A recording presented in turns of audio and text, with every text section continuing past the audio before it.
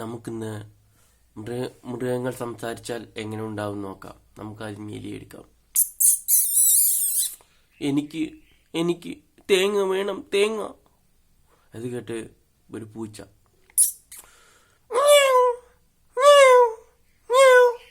എനിക്ക് എലിക്കുട്ടനെ മാത്രം മതി, എലിക്കുട്ടനെ തിന്നാൻ എനിക്കിഷ്ടം.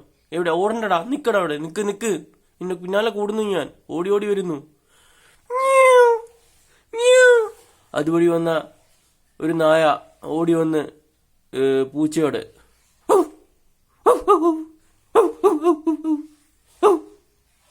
എനിക്ക് ആ പൂച്ചയെ വേണം, ആ പൂച്ചയെ ഞാൻ പിടിക്കും. പൂച്ച ഇത് കേട്ട് ഓടി. എനിക്ക് എലിയെ മാത്രം മതി. ഞാനിപ്പോ കോൺസെൻട്രേറ്റ് ചെയ്യുന്ന എലിയുടെ അടുത്തേക്കാണ് ഓടാന്.